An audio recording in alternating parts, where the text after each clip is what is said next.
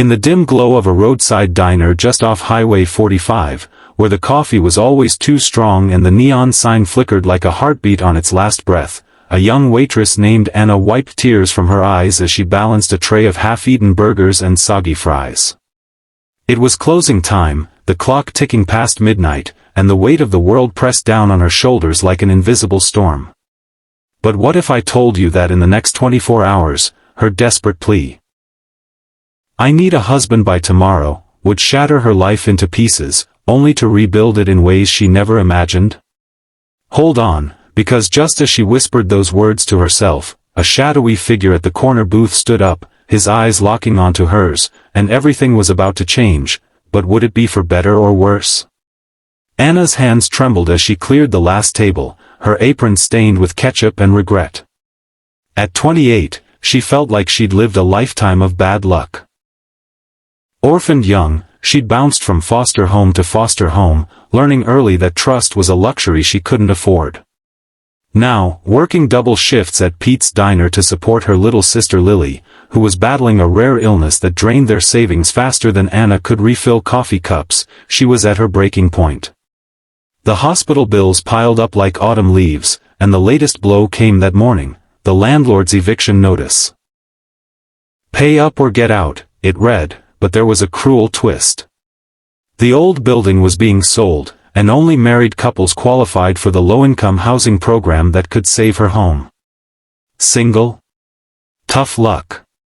Anna needed a husband by tomorrow to fake her way through the paperwork, or lose everything. As she slumped against the counter, sobbing quietly, the door chime rang one last time. In walked Mike, a rugged single dad with tired eyes and a 5-year-old boy asleep in his arms. He didn't know it yet, but his simple act of ordering a late-night pie would ignite a spark that could either warm her soul or burn her world to ashes. Mike settled into the booth, gently laying his son, Tommy, across the vinyl seat.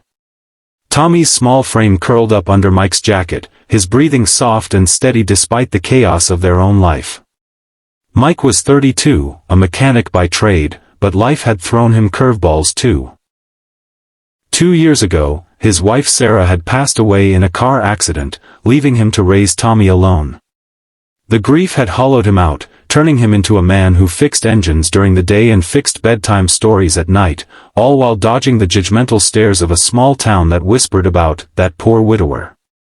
Tonight, he'd driven hours from the city after a failed job interview, his truck sputtering on fumes, just needing a place to rest before heading back to an empty apartment. As Anna approached with a menu, her eyes red-rimmed, she forced a smile. "What can I get you?" she asked, her voice cracking. Mike looked up, really looked, and saw the storm in her eyes. "Just coffee and pie, please." "And, are you okay?" It was a simple question, but in that moment, Anna's walls crumbled. She burst into tears, spilling her story in hushed whispers, the bills, the eviction, the absurd need for a husband by dawn to sign the forms. Mike listened, his heart aching in recognition of her pain. But as she finished, a siren wailed outside, blue lights flashing through the window. Was it the police? Had someone reported her desperate scheme? The door swung open, and Anna's heart stopped. No, it wasn't the authorities, not yet. It was Pete, the diner owner, storming in with a furrowed brow. "Anna, what's going on?" "I saw the lights from across the street." He'd noticed her distress earlier but hadn't pried. Now, with Mike there as an unwitting witness, Anna stammered through an explanation, omitting the husband part. Pete sighed, rubbing his temples. He was a gruff man in his 60s, a Vietnam vet who'd owned the diner for decades, treating his staff like family. "Kid, you've been carrying too much. Lily's treatments. I wish I could help more." He slipped her an envelope, tips from the week, a bit extra. But it wasn't enough. As Pete left, Mike leaned forward. "I overheard. That's rough. Look, I'm no expert, but, what if I helped? Pretend to be your husband for the paperwork? Just for tomorrow." Anna stared, her mind racing. Was this stranger serious? Could she trust him? The idea was insane, but desperation whispered yes. They exchanged numbers, and Mike promised to meet her at the housing office at 9 a.m. As he carried Tommy out into the night, Anna watched them go, a flicker of hope igniting. But sleep evaded her that night, her mind plagued by doubts. What if he didn't show? What if this was a trap? Morning came too soon, the sun piercing through Anna's threadbare curtains like an accusation. Lily, only 10, stirred in the bed they shared, her pale face lighting up with a weak smile. "Sis, you look worried. Is it the money?" Anna hugged her tight, fighting back tears. Lily's leukemia had been in remission once, but the relapse hit hard, requiring experimental treatments not covered by insurance. Anna had quit college to care for her, sacrificing dreams of becoming a nurse.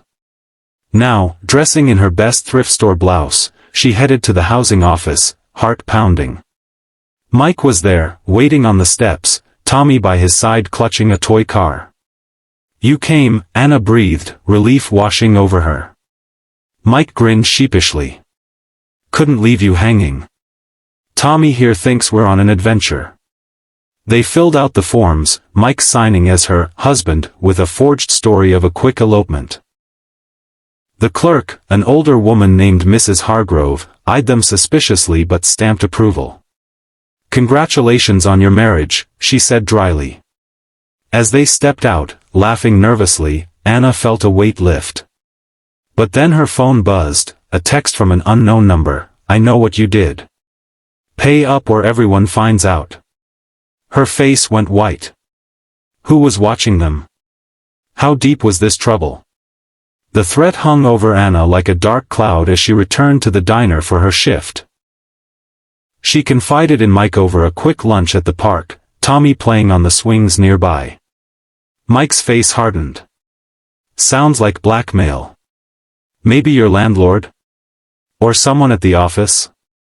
He shared his own scars, how after Sarah's death, he'd fought her family's custody battle for Tommy, nearly losing him to in-laws who deemed him unfit.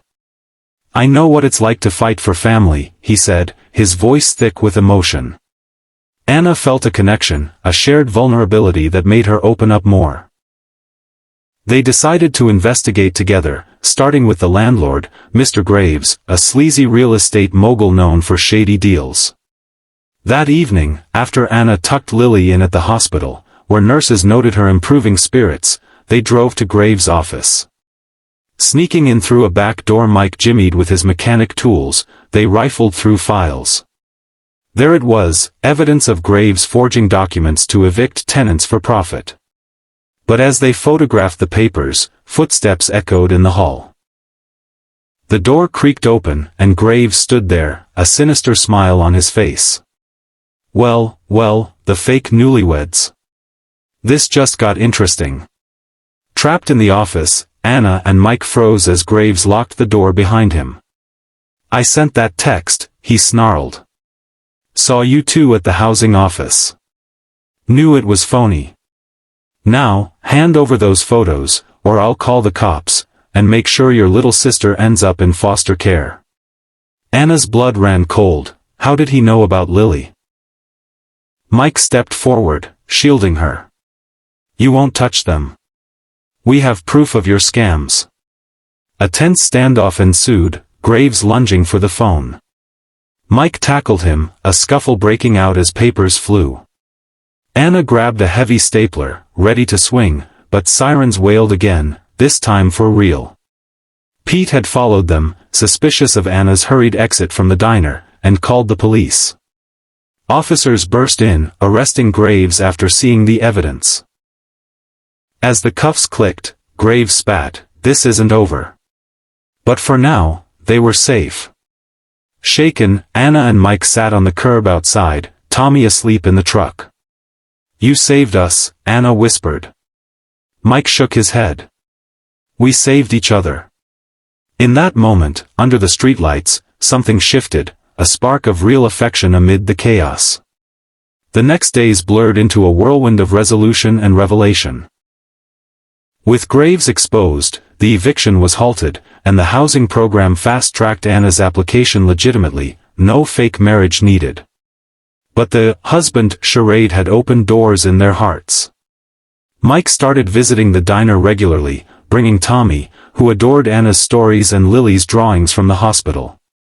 Lily's treatments showed promise, thanks to a community fundraiser Pete organized after hearing the full story. Anna found herself confiding in Mike about her fears of never being enough, of failing Lily like their parents had failed them in death. Mike shared nights of doubt, wondering if Tommy deserved better than a dad who still mourned Sarah. "She'd want me to move on," he admitted one evening over homemade dinner at Anna's tiny apartment. Tommy and Lily played board games, their laughter filling the space like music. Challenges lingered. Mike's job search dragged on, and Anna battled exhaustion from shifts, but they faced them together. A key moment came when Tommy called Anna "Mom" by accident, then blushed. It broke the ice, leading to honest talks about blending families. As weeks turned to months, their bond deepened. Mike landed a mechanic gig in town, moving closer. Anna pursued nursing classes part-time, inspired by Lily's resilience. But not without hurdles. Sarah's family resurfaced, questioning Mike's new relationship, accusing him of dishonoring her memory. A heated confrontation at a family gathering tested them. Mike's sister-in-law sneered, "She's just a waitress using you." Anna nearly walked away, tears streaming, feeling unworthy. But Mike stood firm. "Anna's given me hope again. She's family." The resolution came in forgiveness. Even the in-laws softened after meeting Lily and seeing the love. Another challenge. Lily's health dipped, a scary night in the ER where Anna broke down, fearing loss. Mike was there, holding her, promising, "We're in this together." Lily pulled through, stronger, teaching them all about fighting with heart. Their story culminated on a crisp autumn day, a year after that fateful night. At the diner, now bustling with locals who knew their tale, Mike got down on one knee, not for show, but for real.